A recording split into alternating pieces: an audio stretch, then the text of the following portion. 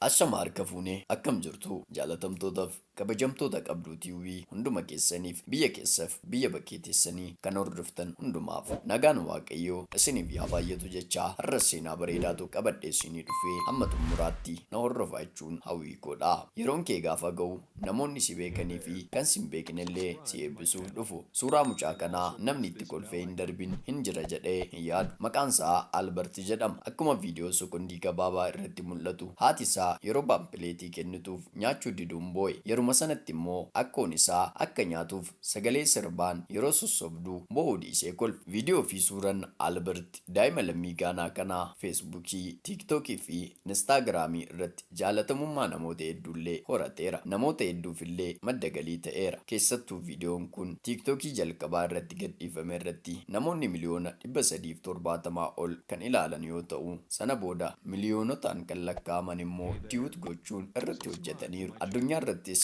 namoonni miliyoona 100 lakkaa'aman daawwataniiru. Wanti nama ajaa'ibu akkaataan viidiyoo mucaa kanaa tiiktookii irratti gadhiifame ajaa'iba ture. Namni yeroo jalqabaaf viidiyoo kana maxxansee bilbila nama irraa bitee keessaa viidiyoo kana argee ture. Viidiyoo sana kan waraabee eessuma daa'imtichaa yoo ta'u, bilbila isaa keessaa osoo naqin waliin gurgure. Namni viidiyoo kana poosti godhe vaaraalii ba'a jedhee osoo hin taane akka qoosatti maxxanse. Achi booda namoonni gara mana isaa deemanii viidiyoo waraabuun viyuu isaanii guddifachuun maxxansuu eegalan. Dhiyeenya kana tiiktookarri lammii Gaanaa beekamaan tokko viidiyoo waa'ee daa'ima kanaa hojjetee irratti daa'imni kun rakkoo fayyaa akka qabuu fi hiyyummaa keessa jiraachaa akka jiru ibsuun waamicha deeggarsaa godhe. Waamicha kana hordofuunis torban tokko keessatti tiiktookarri Gaanaa Naajeeriyaa fi biyyoota biroo keessa jiraatan irraa naira miliyoona 50 walitti qabeef. Marsariitiin odeeffannoo kana qoodees akkas jechuun yaada isaa xumure. Yeroon kee gaafa ga'u namoonni si beekanii fi kan isin beekne illee si eebbisuuf dhufu jechuun xumure. Maarri dhaggeeffattoota koo